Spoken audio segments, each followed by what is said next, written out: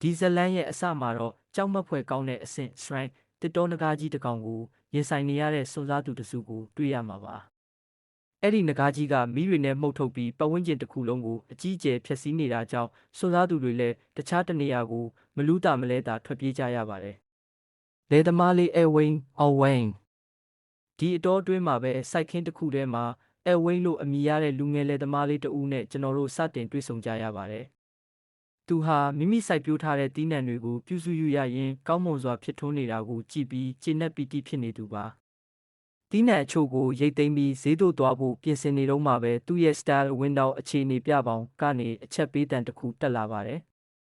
သူ့ရဲ့လေယာစိုက်ပျိုးရေးကျွမ်းကျင်မှု farming skills အားလုံးဟာ level 10အထိရောက်ရှိသွားပြီးအမြင့်ဆုံးအဆင့် maxed out ကိုရောက်သွားတာပဲဖြစ်ပါတယ်မမျှော်လင့်ထားတဲ့စွမ်းအားများအဲ့ဒီအချိန်မှာသူ့တငယ်ချင်းတန်ငါသည် tester ရောက်လာပြီးအဲ့ရဲ့အောင်မြင်မှုကိုကြည့်ကအံ့အားသင့်သွားပါတယ်။အဲ့ဟာလယ်သမားတစ်ယောက်ဖြစ်ပေမဲ့ငါဖမ်းကျွမ်းကျင်မှုမှာတော့ level 10ဖြစ်နေတာကြောင့်တန်ငါသည်ဖြစ်တဲ့ tester တစ်ယောက်နည်းနည်းတော့မနာလိုအောင်ဖြစ်သွားရပါတယ်။လေယာစိုက်ပျိုးရေးကျွမ်းကျင်မှုအလုံးအမြင့်ဆုံးရောက်သွားတဲ့အတွက်အဲ့ဟာကျွမ်းကျင်မှုတွေကိုပေါင်းစပ်ပြီးအဆင့်မြင့်တင်မှု integrate and evolve အထူးအခွင့်အရေးတစ်ခုရရှိခဲ့ပါတယ်။သူကလက်ခံလိုက်တဲ့အခါမှာတော့ natural lover တဘာဝတရားကိုချစ်မြတ်နိုးသူဆိုတဲ့ဖွဲ့ထုကိုရရှိသွားပါတယ်။အဲကဒါဟာဘာကိုဆိုလိုမှန်းနားမလည်နိုင်ခင်မှာပဲ tester ကအဲရဲ့အခြေအနေကိုကြည့်ပြီးဟင်ကနေဖြစ်သွားပါတယ်။အကြောင်းကတော့အဲမှာ status points 65သူညတိုက်ခိုက်ရေးစွမ်းရည် attack 83သူညကျော်ခုခံရေးစွမ်းရည် defense 45သူညအထိရုတ်တရက်ရှိနေလို့ပဲဖြစ်ပါတယ်။မုံလာဦးနီတဦးရဲ့အစွမ်းသူတို့နှစ်ယောက်အံ့ဩနေကြပေမဲ့အဲကတော့ဈေးသွားဖို့ရှိတာကိုတတိယပြီးမြို့တော်ကိုအပြေးလွှားထွက်လာခဲ့ပါတယ်။လမ်းမှာတော့စောစောကနဂါးကြီးကစွန့်စားသူတွေကိုတိုက်ခိုက်နေတာကိုသူလမ်းမြင်လိုက်ရပါတယ်။စွန့်စားသူတွေဟာနဂါးကိုလုံးဝမရှင်နိုင်ပဲစုတ်ခွာဖို့ပြင်နေကြတာပါ။အဲကသူတို့ကိုကူညီချင်တာကြောင့်နဂါးအာယုံပြောင်းသွားအောင်လက်ထဲကမုံလာဦးနီတဦးနဲ့ပြစ်ပေါက်လိုက်ပါတယ်။ဒါပေမဲ့မထင်မှတ်ပဲအဲ့ဒီမုံလာဦးနီကနဂါးကိုထိမှန်သွားပြီးနဂါးကြီးဟာတစ်ချက်တည်းနဲ့တင်ပောက်ကွဲထွက်သွားပါတော့တယ်။အဲ့ဒီဖြစ်ရဲ့ကြောင့်စွန့်စားသူတွေအားလုံးကြောင့်အံ့နဲ့အံ့ဩမြင်သက်ကြံရိပ်ခဲ့ကြပါတော့တယ်။အဲဟာသူ့ရဲ့စွမ်းအားတစ်ကြောင့်အံ့အားသင့်သွားပေမဲ့အချိန်မရှိတာကြောင့်မြန်ပဲခရီးဆက်ခဲ့ပါတယ်။စွန့်စားသူတွေဟာသူ့သွားရလမ်းကဖုံတော့ကိုပဲမြင်လိုက်ရပါတော့တယ်။အဲဟာmagic ဆိုတဲ့တော်ဝင်မြို့တော်ကိုရောက်ရှိသွားပါတယ်။ဒါပေမဲ့မြို့တကားဝမှာပဲမိန်းကလေးတစ်ယောက်ပြန်ပေးဆွဲခံနေရတာကိုတွေ့လိုက်ရပါတယ်။ခေါင်းစွပ်ခြုံထားတဲ့လူသက်သမားကပြေးထွက်လာပေမဲ့အဲကရှေ့ကိုခုန်ထွက်ပြီးအဲ့ဒီမိန်းကလေးကိုကယ်တင်လိုက်ပါတယ်။အဲ့ဒီလူကဓာတ်နဲ့တိုက်ခိုက်ဖို့ကြိုးစားပေမဲ့အဲကအလွယ်တကူပဲလက်နက်ဖြုတ်ပြီးအနိုင်ယူလိုက်ပါတယ်။ပြန်ပေးဆွဲသူအဖမ်းခံရပြီးနောက်မိန်းကလေးကကျေးဇူးတင်စကားပြောပါတယ်။အဲ့ဒီအချိန်မှာခေါင်းလောင်းတန်ကြားလိုက်ရတာကြောင့်အဲဟာနောက်ကျမှဆိုလို့အမြန်ပြေးထွက်သွားပါတယ်။မိန်းကလေးကနာမည်မေးပေမဲ့သူကတော့အဝေးကိုရောက်သွားခဲ့ပါပြီ။လယ်သမားနဲ့မင်းသမီး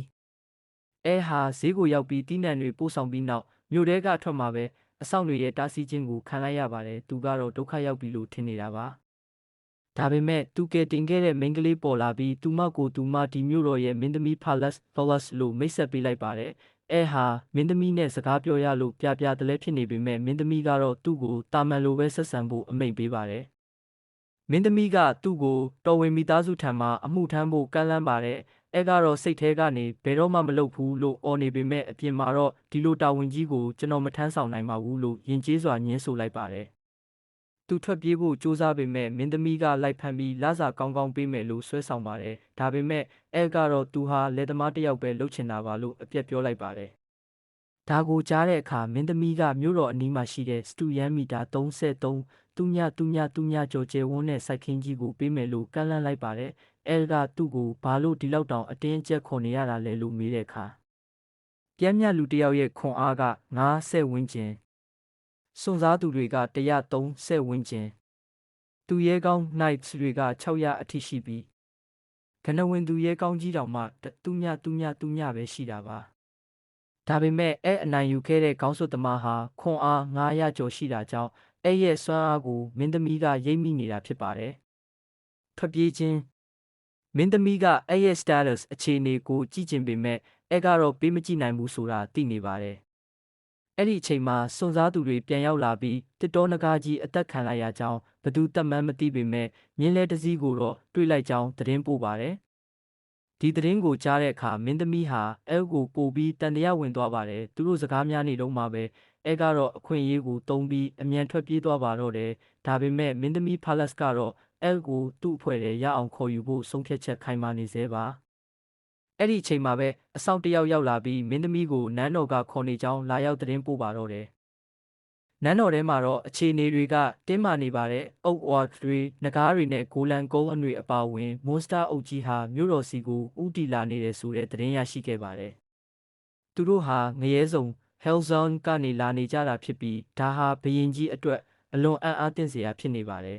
။အကြောင်းကတော့ငရဲစုံရဲ့ခေါင်းဆောင်မိစ္ဆာဘရင် Demon King ကိုသူရဲကောင်းကတပ်ဖြတ်ခဲ့ပြီးနောက်မိစ္ဆာတွေနဲ့ငြိမ်းချမ်းရေးစာချုပ်ချုပ်ဆိုထားခဲ့လို့ပဲဖြစ်ပါတယ်။အရာရှိစီဆယ်ဆက်ဆယ်ကတော့မိစ္ဆာအလုံးဟာငြိမ်းချမ်းရေးကိုမလိုလားကြကြောင်းအထူးသဖြင့်မိစ္ဆာဘရင်ရဲ့ပထမဆုံးစစ်သူကြီးရိုမီယိုဗန်ဒက်ကပိုပြီးအန္တရာယ်ရှိကြောင်းသတိပေးပါတယ်။သူရဲကောင်းကြီးကွယ်လွန်သွားပြီဆိုတာကိုမိစ္ဆာတွေသိသွားပုံရပြီးကလဲ့စားချေဖို့စူးစမ်းနေတာပါ။စီဆယ်ကဘရင်ကြီးရဲ့ဘေးကင်းရေးအတွက်မြို့တော်ကနေထွက်ခွာဖို့အကြံပြုပါတယ်။ဘရင်ကြီးကပြည်သူတွေကိုပြစ်မထားခြင်းပေမဲ့စစ်သားတွေရဲ့တောင်းပန်မှုကြောင့်ထွက်ပြေးတိမ်းရှောင်ခဲ့ရပါတယ်။လယ်သမားလေးရဲ့စိုးရိမ်ပူပန်မှုအဲဟာသူ့အိမ်ကိုပြန်ရောက်လာတဲ့အခါမှာတော့စွမ်းအားအသစ်ကိုမထိန်းနိုင်ပဲအိမ်တကားကိုမတော်တဆဖျက်ဆီးမိသွားပါတယ်။တနေ့လုံးပင်ပန်းလာတာကြောင့်အနားယူဖို့ပြင်နေတော့မှပဲတက်စတာရောက်လာပြီးမွန်စတာစစ်တပ်ကြီးနီးကပ်လာပြီးဖြစ်လို့ဘေးလွတ်ရာကိုရှောင်ကျဉ်ဖို့လာပြောပါတယ်။အဲကတော့ဘာကိုမှဂယုမဆိုင်ပဲသူ့ရဲ့တီးနှံစိုက်ခင်းကိုပဲစိုးရိမ်ပြီးပြေးသွားပါတယ်။တီးနှံတွေဘာမှမဖြစ်တာကိုတွေ့ရလို့စိတ်အေးသွားပေမဲ့မွန်စတာစစ်တပ်ကြီးကမြို့တော်စီကိုဥတီသွားနေတာကိုသူသတိထားမိသွားပါတယ်။အစကတော့သူဟာလယ်သမားတစ်ယောက်ပဲမို့လို့မပတ်သက်ချင်ပေမဲ့မြို့တော်ကြီးပျက်စီးသွားရင်ငါတီးနှံတွေကိုဘသူစီတွားရောင်းရတော့မှလဲဆိုတဲ့အတွေးနဲ့မြို့တော်ကိုကယ်တင်ဖို့ဆုံးဖြတ်လိုက်ပါတော့တယ်။ဒီအတော်အတွင်းမှာတော့ဘရင်ကြီးနဲ့မင်းသမီးတို့ဟာမြို့တော်ကနေထွက်ပြေးလာရင်းလမ်းပိတ်နေတဲ့နေရာတစ်ခုကိုရောက်သွားပါတယ်။အဲ့ဒီမှာတင်ဘရင်ကြီးဟာရုတ်တရက်တိုက်ခိုက်ခြင်းကိုခံလိုက်ရပါတယ်။အရာရှိစီဆယ်ဟာသူ့ရဲ့ရုပ်သွင်းမှန်ကိုပြောင်းလဲလိုက်တဲ့အခါသူဟာတကယ်တော့မိစ္ဆာစစ်သူကြီးရိုမီယိုဖြစ်နေတာကိုတွေ့လိုက်ရပါတယ်။ရိုမီယိုဟာသူတို့အနားမှာအစကတည်းကလှည့်စားပြီးနေထိုင်ခဲ့တာပါသူ့ရဲ့အစီအစဉ်ကတော့ဘရင်ကြီးကိုတတ်ပြီးနောက်သူကဘရင်အဖြစ်ရုပ်ဖြက်ကတိုင်းပြည်ကိုလွှမ်းမိုးချုပ်ကင်ဖို့ပဲဖြစ်ပါတယ်။သူကမော်နက်တွေနဲ့တိုက်ခိုက်တဲ့အခါဘရင်ကြီးကကာကွယ်ရေးအကာအကွယ်ဘဲရီတစ်ခုဖန်တီးလိုက်ပေမဲ့တဖြည်းဖြည်းပျက်စီးလာပါတယ်။မင်းသမီးဖာလက်စ်ကကူညီပြီးအားဖြည့်ပေးပေမဲ့ရိုမီယိုရဲ့ဒုတိယအကြိမ်ပြင်းထန်တဲ့တိုက်ခိုက်မှုကြောင့်အကာအကွယ်တွေအားလုံးကွဲအပ်သွားပြီးဘရင်ကြီးလည်းဆက်လက်မခုခံနိုင်တော့ပါဘူး။ဖာလက်စ်တယောက်တည်းလည်းဒီတိုက်ခိုက်မှုကိုမတားဆီးနိုင်တော့တဲ့အခြေအနေမှာအားလုံးကအသက်ပေးနဲ့ရင်ဆိုင်နေရပါတော့တယ်။အကာအကွယ်တွေအားလုံးပျက်စီးသွားပြီးရိုမီယိုကသူတို့သားအဖကို Over Darkness စွမ်းအင်နဲ့အပြည့်ရှင်းဖို့လုပ်နေတော့မှပဲရုတ်တရက်ပေါ်လာပြီးတားဆီးလိုက်ပါတယ်။သူဟာသူ့ရဲ့ထွန်ရရေးကျွမ်းကျင်မှု Flowing Skill ကိုသုံးပြီးမြေပြင်ကိုရိုက်ခွဲလိုက်ရာမွန်စတာစစ်တပ်ကြီးပါပယမ်းပါတာဖြစ်သွားပါတယ်။ရိုမီယိုကအန်အော်ကြီးနဲ့မင်းကဘသူလဲလို့မေးတဲ့အခါအဲလာတာမန်လဲသမားတစ်ယောက်ပါလို့ပဲအေးအေးဆေးဆေးပြန်ဖြေပါတယ်။ရိုမီယိုကနောက်ကနေခိုးတိုက်ဖို့ကြိုးစားပေမဲ့အဲကဓားသွားကိုလက်နဲ့ဖမ်းပြီးသူ့ကိုလွန့်ထွက်သွားအောင်ဝေးဝေးကိုပစ်ပေါက်လိုက်ပါတယ်။ဒါကိုဒေါသထွက်သွားတဲ့ရိုမီယိုဟာအနီးနားကမွန်စတာတွေရဲ့စွမ်းအင်ကိုစုပ်ယူပြီးသူ့ရဲ့ရုပ်သွင်းအမှန်ကိုပြောင်းလဲလိုက်ပါတယ်။ဖာလက်စ်ကအဲ့ရဲ့အခြေအနေကိုကြည့်လိုက်တဲ့အခါရိုမီယိုဟာအဆင့် level 88ခွန်အား strength 9တူညကျော်အထိရှိနေတာကိုတွေ့ပြီးအဲကိုအမြန်ထွက်ပြေးဖို့အော်ပြောပါတယ်။ဒါပေမဲ့ရိုမီယိုအတင်းဝင်တိုက်တဲ့အခါမှာတော့အဲကလက်သီးတစ်ချက်တည်းနဲ့ပြန်ထိုးလိုက်ရာရိုမီယိုတခါတည်းရှုံးနိမ့်သွားပါတော့တယ်။မွန်စတာတွေလည်းအံ့ဩမင်သက်ပြီးထွက်ပြေးကုန်ကြပါတယ်။လိမ်လည်ခံလိုက်ရတဲ့သဘောတူညီချက်နန်းတော်ကိုပြန်ရောက်တဲ့အခါဘရင်ကြီးကသူတို့အသက်ကိုကယ်တင်ပေးလို့ကျေးဇူးတင်စကားပြောပါတယ်။ဒါပေမဲ့အဲကတော့ကျွန်တော်တီးနှံတွေကိုကာကွယ်ခြင်းလို့လုပ်တာပါလို့ပဲဆိုပါတယ်။ဘရင်ကြီးကသူ့ကိုတိုင်းပြည်အတွက်အမှုထမ်းဖို့စစ်တေနာပတိယာဒူယူဖို့အမျိုးမျိုးကမ်းလှမ်းပေမဲ့အဲကတော့လယ်သမားပဲလုပ်ချင်တယ်လို့အပြည့်ညင်းပါတယ်။နောက်ဆုံးမှာတော့မင်းသမီးဖာလက်စ်ကမြို့တော်အနီးကစတူယန်မီတာ33တူညကျဲတဲ့မြေကွက်ကြီးကိုပေးမယ်ဒါပေမဲ့ Albert ကစွန့်စားသူ Redemptor အဖြစ်မှတ်ပုံတင်ရမယ်လိုအပ်တဲ့အခါတိုင်းပြည်ကိုကူညီရမယ်ဆိုတဲ့အချက်နဲ့ညှိနှိုင်းလိုက်ပါတယ်။လည်းသဘောတူပြီးမြေကွက်ကိုတွားကြည့်တဲ့အခါမှာတော့အဲ့ဒီမြေဟာဘာမှစိုက်လို့မရတဲ့မြေရိုင်းတော်ကြီးဖြစ်နေတာကိုတွေးလိုက်ရပါတယ်။မင်းသမီးရဲ့လှည့်ကွက်ထဲသူဝင်သွားပြီဆိုတာသိလိုက်ရပါပြီ။စွန့်စားသူများအဖွဲ့ချုပ် Adventures Guild နောက်တစ်နေ့မှာတော့ဟာ Palace နဲ့အတူမြို့ထဲလှည့်လည်ကြည့်ရှုပါတယ်။မင်းသမီးကနန်းတော်မှာသူမအစာထိန်းတော်တယောက်ကိုအစာထိုးထားခဲ့ပြီးလူတွေသူမကိုမမှတ်မိအောင်မော်ဆန်ထိုးကိုတုံးထားတာပါ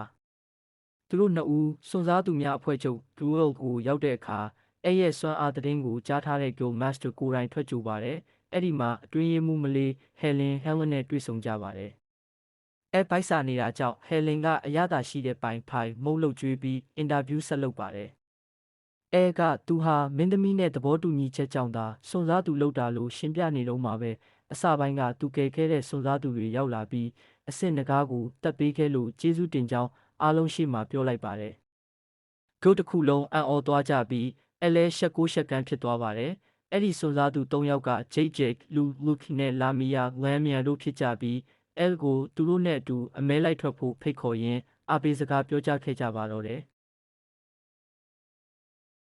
ဟာသူ့ရဲ့လေယာလုပ်ငန်းခွင်ကနေဝေးကွာသွားမှာကိုစိုးရိမ်နေပေမဲ့ Helen ကို Quest တာဝန်တစ်ခုဆန်းလုပ်ချင်ကြောင်းပြောလိုက်ပါတယ်။ Helen ကစွန့်စားသူတွေကိုအဆင့်ကနေအဆင့်ထိတတ်မှတ်ထားကြောင်းနဲ့သူကအသစ်ဖြစ်လို့အလွယ်ဆုံး Quest ကနေဆက်ရမယ်လို့ရှင်းပြပါတယ်။ဒါကြောင့် Graham တစ်တော်ထဲကနေဆေးဖက်ဝင်အပင်တစ်ဆယ်ပင်ရှာဖွေဖို့တာဝန်ပေးလိုက်ပါတယ်။မှာလက်နက်ကရိယာဝယ်ဖို့ပတ်စံမရှိတာကြောင့် Helen ကသူမရဲ့မော်ကာကွယ်ရေးပါတဲ့ဝိယုံဟောင်းကိုပေးလိုက်ပါတယ်။ကဝိယုံကိုဝတ်လိုက်တဲ့အခါတစုံတစ်ယောက်နဲ့တူနေတာကြောင့် Helen တယောက်ငေးကြည့်မိသွားပါတယ်။ဟာတစ်တော်ထဲမှာအပင်တွေရှာနေတော့ထူးဆန်းတဲ့အနက်ရောင်အကြေးခုံတစ်ခုကိုတွေ့ရှိခဲ့ပါတယ်။အဲ့ဒီအချိန်မှာပဲမကြီးတကောင်ကသူ့ကိုအတင်းအကျပ်ပေါင်းဖော်ဖို့လိုက်ဖမ်းရာ Jake ရောက်လာပြီးကူညီပေးခဲ့ပါတယ်။ Jake ကဒီအကြေးခုံဟာ Highland ဒေသမှာပဲနေလေးရှိတဲ့နဂါးနတ် Black Dragon ရဲ့အကြေးခုံဖြစ်နိုင်ကြောင်းပြောပါတယ်။လာမီယာကတော့ဒါကိုရောင်းရင်ပတ်စံတော်ရမယ်လို့အကြံပေးပါတယ်။ဒါပေမဲ့ရုတ်တရက်ဆိုသလိုကြောက်မက်ဖွယ်ကောင်းတဲ့ဖိအားတစ်ခုပေါ်လာပြီးသူတို့အားလုံးကြောက်လန့်တုန်ရင်သွားကြပါတယ်။မှောင်မိုက်နေတဲ့နဂါးနတ်ကြီးတစ်ကောင်သူတို့ရှေ့ကနေဖျက်လျှောက်သွားတာပါ။ကနဂါးရဲ့ status ကိုခိုးကြည့်လိုက်တဲ့အခါမှာတော့သူ့ရဲ့မယုံနိုင်စရာကိန်းဂဏန်းတွေကိုမြင်ပြီးထိတ်လန့်သွားပါတော့တယ်။ Helen ရဲ့အတိတ်ဆိုးနောက်တစ်နေ့မှာတော့ Helen ဟာအိမ်မက်ဆိုးတွေမက်ပြီးနိုးလာပါတယ်။သူမဟာမနေ့ကအလုပ်ပြီးချိန်ကစလို့ဘာတွေလုပ်ခဲ့လဲဆိုတာကိုမှတ်ဉာဏ်တွေပျောက်ဆုံးနေပါတယ်။သူမအမေကတော့အလုပ်တွေအရန်လုပ်လို့ပင်ပန်းနေတာဖြစ်မှာပါလို့ပြောရှာပါတယ်။နဲ့အဖွဲ့ဟာ Guild ကိုပြန်ရောက်တဲ့အခါနဂါးနတ်နဲ့တွေ့ခဲ့တဲ့အကြောင်းအရေးပေါ်သတင်းပို့ပါတယ်။ရဲ့ပြောကြားချက်အရအဲ့ဒီနဂါးဟာခွန်အား230သူညကျော်ရှိပြီးဒါဟာရုပ်မာရက်ဆက်တဲ့ Ouroboros နဂါးဖြစ်နိုင်တယ်လို့သူတို့ယူဆလိုက်ကြပါတယ်။ဒီအမည်ကိုကြားလိုက်ရတဲ့အခါ Helen ဟာအလွန်အမင်းထိတ်လန့်သွားပြီးသူမရဲ့အကိုဖြစ်သူကိုနဂါးကတက်ဖြတ်နေတဲ့အတိတ်ပုံရိပ်တွေခေါင်းထဲဝင်လာကမေးလဲသွားပါတော့တယ်။နှစ်ကြာလှုပ်ဝက်ချက် Helen သတိမိနေတော့မှသူမရဲ့အမေမွေးစားမိခင်ကဝတ်ထားတဲ့ဝိယုံကိုမှတ်မိသွားပါတယ်။လွန်ခဲ့တဲ့နှစ်က Helen ကိုရေကန်ပေးမှာဒီဝိယုံနဲ့အတူတွေ့ခဲ့တာဖြစ်ပြီးသူမဟာနာမည်ကလွဲလို့ကျန်တဲ့မှတ်ဉာဏ်တွေအားလုံးပျောက်ဆုံးနေခဲ့တာပါ။ Helen ရဲ့အတိတ်ဟာ Ouroboros နဂါးနဲ့ဆက်နွယ်နေနိုင်တယ်လို့သူမအမေကသံသယရှိနေပါတယ်။ Helen ကိုကူညီဖို့ဆုံးဖြတ်လိုက်ပြီးစာကြည့်တိုက်မှာအချက်လက်တွေသွားရှာပါတယ်။ဒါပေမဲ့တာမန်စာအုပ်တွေမှာဘာမှမတွေ့တာကြောင့်လွန်ခဲ့တဲ့နှစ်ကထွက်ရှိခဲ့တဲ့မှတ်တမ်းအဟောင်းတွေကိုရှာဖွေကြည့်ဖို့ဆုံးဖြတ်လိုက်ပါတော့တယ်။ Helen ကိုပထမဆုံးတွေ့ရှိခဲ့တဲ့လွန်ခဲ့တဲ့နှစ်ကအစီရင်ခံစာတွေကိုကြည့်ဖို့ကြိုးစားပေမဲ့စာကြည့်တိုက်မှုကသူ့ရဲ့အဆင့် rank မမီတာကြောင့်ခွင့်မပြုပါဘူး။အဲ့ဒီအချိန်မှာမင်းသမီး Palace ရောက်လာပြီးသူမရဲ့အရှိန်အဝါကိုသုံးကကိုကန့်သက်နယ်မြေထဲဝင်ခွင့်ရအောင်ကူညီပေးပါတယ်။သူတို့နှစ်ဦးမှတ်တမ်းတွေကိုရှာဖွေကြည့်တဲ့အခါလွန်ခဲ့တဲ့နှစ်ကအနိုရာဆိုတဲ့ရွာလေးဟာလုံးဝအုပ်တုံပျက်စီးသွားခဲ့ကြောင်းအဲ့ဒီနေရာမှာလည်းအခုလိုအနက်ရောင်အကြေးခွန်တွေကိုတွေ့ရှိခဲ့ကြောင်းသိလိုက်ရပါတယ်။ဒီဖြစ်ရပ်ကိုအစိုးရကဖုံးကွယ်ထားခဲ့တာပါ။အကြောင်းကတော့တည်ဆုံးသွားပြီလို့ယူဆထားတဲ့ရုပ်မာတဲ့နဂါးကြီးပြန်လည်ရှင်သန်လာတဲ့ဆိုရင်တစ်ကမ္ဘာလုံးအန္တရာယ်ရှိနိုင်လို့ပဲဖြစ်ပါတယ်။အတိတ်ကဝိညာဉ်လေးနဲ့ဆုံတွေ့ခြင်း နောက်တစ်နေ့မှာတော့အဲနဲ့ဖာလက်စ်တို့ဟာပျက်စီးနေတဲ့အနိုရာရွာဟောင်းစီကိုသွားကြပါတယ်။အဲ့ဒီမှာအဲဟာအတန်တစ်ခုကိုကြားလိုက်ရပြီးတင်ချိုင်းကူတစ်ခုစီကိုရောက်သွားပါတယ်။အဲ့ဒီမှာဝိယုံတူဝစ်ထားတဲ့ကောင်လေးတစ်ယောက်ကိုတွေ့လိုက်ရပေမဲ့ဖာလက်စ်ကတော့ဘာကိုမှမမြင်ရမကြားရတာကြောင့်ကြောက်နေပါတယ်။အဲ့ဒီကောင်လေးဟာဝိညာဉ်တစ်ခုဆိုတာရိပ်မိသွားပါတယ်။ကောင်လေးနာမည်ကလေးလေပါ။လေးဟာသူ့ကိုမြင်နိုင်တဲ့သူရှိလာလို့ဝမ်းသာသွားပြီးအဲဝစ်ထားတဲ့ဝိယုံဟာသူ့ရဲ့ဝိယုံဖြစ်ကြောင်းဒါဟာသူ့အဖေစီကရတဲ့မော့ဆွမ်းပါတဲ့ဝိယုံဖြစ်ကြောင်းပြောပြပါတယ်။သူဟာဟယ်လင်ရဲ့အကိုဖြစ်ပြီးဟယ်လင်အသက်ရှင်နေတာသိရလို့လဲအယမ်းဝမ်းသာသွားပါတယ်။အဲကဖာလက်စ်ကိုလည်းမြင်စေချင်တာကြောင့်ဝိယုံကိုသူမကိုပေါ်လွှမ်းပေးလိုက်ပါတယ်။ဖာလက်စ်ကတော့အဲနဲ့နီးကပ်သွားလို့ရှက်ပြီးပြာရခတ်နေပေမဲ့ဝိညာဉ်လေးကိုမြင်လိုက်ရတဲ့အခါမှာတော့အကြီးအကျယ်ထိတ်လန့်သွားပါတယ်။လေးကဟယ်လင်ဟာရွာမှာတဦးလေးသောအသက်ရှင်ကျန်ရစ်သူဖြစ်ပြီးအခုသူမအန္တရာယ်ရှိနေတယ်လို့သတိပေးလိုက်ပါတယ်။လွန်ခဲ့သော15နှစ်ကငရဲခန်းဇလန်းဟာလွန်ခဲ့တဲ့15နှစ်ကိုပြန်ရောက်သွားပါတယ်။ဟယ်လင်ကဓာကျင်နေတဲ့လေးကိုထမင်းစားဖို့လှမ်းခေါ်ပါတယ်။လေးကဓာကျင်ရင်ချော်လဲသွားတဲ့အခါဟယ်လင်ကစိုးရိမ်ပေမဲ့လေးကတော့သူ့ရဲ့ကောင်းတစ်ယောက်ဖြစ်ချင်နေတာပါ။အဲ့ဒီချိန်မှာပဲကောင်းကင်မှာတိမ်မဲတွေဖုံးလွှမ်းလာပြီးမိမိုးတွေရွာချပါတော့တဲ့သူတို့ရွာကိုပြန်ပြေးတဲ့အခါရွာတစ်ခုလုံးမီးလောင်ပျက်စီးနေတာကိုတွေ့လိုက်ရပါတယ်။အဲ့ဒီနောက်မှာတော့ကြောက်မက်ဖွယ်ကောင်းတဲ့နဂါးနဲ့ကြီးဆင်းသက်လာပါတော့တယ်။ကလေးငယ်တစ်ယောက်ကနဂါးကိုခဲနဲ့ပေါက်ပြီးခုခံဖို့ကြိုးစားပေမဲ့စကားပြောနိုင်တဲ့အဲ့ဒီနဂါးကသူ့ကိုခုခံရဲတာကိုရေစရာလို့မှတ်ချက်ပေးပါတယ်။ဒီနဂါးဟာလူတွေရဲ့ကြောက်ရွံ့မှုကိုစားသုံးတာဖြစ်ပြီးမျောလင်းချက်ရှိတဲ့သူမှန်သမျှကိုဖျက်ဆီးပစ်တာပါ။နဂါးကပါဆက်ကိုဟပြီးမော်စွမ်းရင်တွေစူးစီးကအဲ့ဒီကလေးကိုတတ်ဖို့ပြင်ပါတယ်။ဟယ်လင်နဲ့လေးတို့ဟာအဝေးကနေကြည့်နေရပေမဲ့ဘာမှမတတ်နိုင်တာကြောင့်ထွက်ပြေးဖို့ပဲဆုံးဖြတ်လိုက်ကြပါတယ်။ဒါပေမဲ့သူတို့ထွက်ပြေးနေတော့မှပဲနဂါးကကောင်းကင်ကနေသူတို့ကိုလိုက်ရှာပြီးတွေ့သွားပါတော့တယ်။